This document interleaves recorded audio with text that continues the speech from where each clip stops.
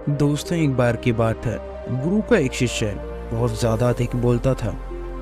जब भी वह किसी से मिलने के बाद अपने दोस्तों के सामने उस व्यक्ति के बारे में अपने विचार देना शुरू कर देता था, चाहे उससे कोई पूछे या ना पूछे।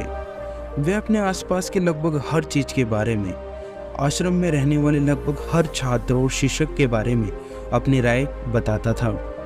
उसकी अपनी सकारात्मक या नकारात्मक राय थी, जिसे वह बिना सोचे समझे लोगों के सामने रख देता था। जब भी आश्रम में रहने वाला अन्य कोई छात्र उसके पास कोई समस्या लेकर आता, तो वह अपनी पूरी बात सुने बिना ही उसे सलाह देना शुरू कर देता था। वह अक्सर अपने दोस्तों से कहता रहता था कि तुम इस काम को ऐसे करो या इस काम को ऐसे किया जाना चाहिए। उसे अपने आसपास की चीज़ों के बारे में भी आधा अधूरा ज्ञान था। वह बीच बीच में गपशप के दौरान बात करके उस ज्ञान का ढोंग दिखाता रहता था। उसकी इन्हीं हरकतों के कारण आश्रम के किसी भी छात्र या शिक्षक को वह कभी गंभीरता से नहीं लेता था। अक्सर उसके साथ पढ़ने वाले छात्र उससे दूर रहने की कोशिश करते थे, क्योंकि वह हर बात में उन्हें सलाह देना शुरू कर देता था। और अक्सर आश्रम में रहने वाले अन्य छात्र पीठ पीछे उसकी इस आदत का मजाक भी उड़ाते रहते थे। वह लड़का खुद भी जानता था कि उसके बहुत बोलने की आदत के कारण उसे कोई पसंद नहीं करता। वह भी इस आदत को बदलना चाहता था, लेकिन चाहकर भी हर बात पर अपनी राय देने की आदत से छुटकारा नहीं पा रहा था। एक दिन वह अपने गुरु के पास गया और अपनी सारी समस्या बताई। गुरु ने कहा, बेटा, वही व्यक्ति ज़रूरत से अधिक बोलता है जो यह सोचता है कि वह सब कुछ जानता है। ऐसा व्यक्ति जो मानता है वह बहुत कम जानता है और अभी उसने बहुत कुछ सीखना है। वह कभी भी अधिक नहीं बोलता और ना ही अपनी राय देता है। तो पहले अपने अंदर से यह अभिमान दूर करो कि तुम सब कुछ जानते हो। शिष्य ने गुरु के सामने सिर झुकाया। गुरु ने कहा, बेटा, मैं एक दिन में आपकी बहुत ज़्यादा बात करने की आदत को छुटकारा नहीं दिला सकता। आपको धीरे धीरे अपने अंदर से ये आदत खत्म करनी होगी। लेकिन मैं तुमको यह ज़रूर बता सकता हूँ कि तुम्हें किन मौक़ों पर चुप रहना चाहिए, ताकि तुम खुद को दुखी और किसी बड़ी समस्या में पड़ने से बच सको। शिष्य ने गुरु की बात से सहमत होते हुए सिर हिलाया।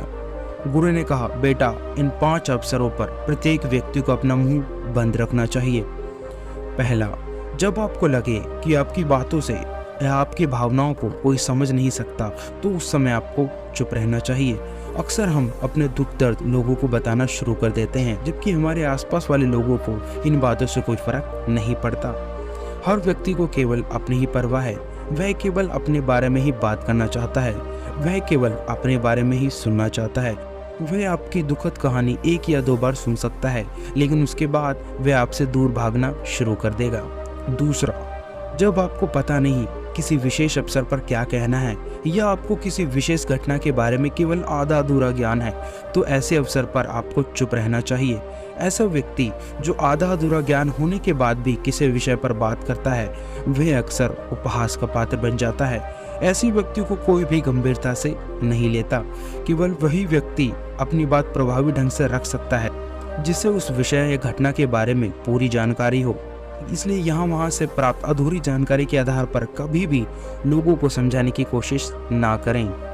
तीसरा, गुरु ने कहा, जब कोई व्यक्ति आपके सामने किसी तीसरे व्यक्ति की बुराई कर रहा हो, तो ऐसी स्थिति में आपको चुप रहना चाहिए। आपको कभी भी ऐसी नकारात्मक बातचीत का हिस्सा नहीं बनना चाहिए, क्योंकि आज वह व्यक्ति जो कर रहा है आपके सामने किसी तीसरे व्यक्ति की बुराई, कल किसी और के सामने आपकी बुराई अवश्य करेगा। और इस बात की अधिक संभावना भी है, आज आपने जिस तीसरे व्यक्ति की बुराई की है उसे भी इस बात का पता चल जाता है, तो आप पर भी मुसीबत आ सकती है। इसलिए जब भी कोई दूसरी व्यक्ति की बुराई करे या उसका गलत समय पर मजाक उड़ाए, तो आपको बस उसकी बात सुननी है, अपनी कोई भी राय उस बात पर नहीं देनी है। अगर आप ऐसा करें तो आपके भविष्य में समस्याएं खड़ी हो सकती हैं। चौथी बात, गुरु ने कहा, जब कोई आप पर क्रोध करे या घृणा से चिल्लाए, आपका अपमान करने की कोशिश करे, तो ऐसी स्थिति में आप दूसरे व्यक्ति को क्रोध और घृणा को चुप रहकर कम कर सकते हैं। चुप रहकर भी आप स्थिति को बिगड़ने से रोक सकते हैं। जब आप ऐसा नहीं करते तो दूसरे व्यक्ति को क्रोध का उत्तर क्रोध से दे देते हैं, तो परिणाम काफी भयंकर हो जाता है। यदि आप उस समय चुप रहते हैं तो यह बात उस क्रोधी व्यक्ति के दिल में महसूस होती है। जब क्रोध शांत हो जाता है तो वह अपनी गलती पर पछताता है और इस बात की भी संभावना बढ़ जाती है कि आगे आकर आपसे माफी मांगने लगे। वह माफी नहीं मांगता तो वह अंदर से दोषी महसूस करने लगता है और अगली बार आप पर गुस्सा या नफरत करने के बारे में कई बार पहले सोचेगा। गुरुदेव ने आगे चलकर कहा, 5वां, जब कोई व्यक्ति अपने जीवन की कोई दुखद घटना या अपने जीवन की परेशानी साझा कर रहा है तो ऐसे में आपको चुप रहना होगा और सिर्फ उसकी बातों को ही सुनना होगा। ज़्यादातर लोग ऐसे हैं कि उनके सामने किसी ने उनकी समस्या सुनाई नहीं की, उन्होंने समाधान देना शुरू कर दिया। हालांकि जब कोई व्यक्ति अपनी समस्या हमारे साथ साझा कर रहा है तो वह हमसे किसी सुझाव की उम्मीद नहीं करता। वह चाहता है कि बस हम उसकी बात को ध्यान से सुनें, क्योंकि जब हम उसकी बातें सुनते हैं तो उस व्यक्ति को आंतरिक शांति मिलती है। उसे लगता है कि उसकी बातों को कोई समझ रहा है। अधिकांश समय जब लोग अपनी समस्याओं को हमसे साझा करते हैं तो वह केवल हमें अपनी बात बताना चाहते हैं। वे हमसे किसी प्रकार की कोई सलाह नहीं चाहते हैं, क्योंकि वह पहले से ही सभी तरह की सलाह जानते हैं जो हम उन्हें देने जा रहे हैं। मुसीबत के समय किसी व्यक्ति को सांत्वना देने का सबसे अच्छा तरीका उस व्यक्ति को बात को ध्यान से सुनना है। तब उनकी आंखों में हमारे लिए सम्मान व स्नेह का भाव पैदा होता है। उन्हें लगता है कि हम अधिक गंभीर, बुद्धिमान और शांत दिमाग वाले व्यक्ति हैं। इसलिए अब जब भी कोई अगली बार आपको अपनी समस्या बताए तो बस उसकी बातों को ध्यान से सुने और जब तक वह आपसे ना मांगे तो किसी तरीके की सलाह उसे ना दें।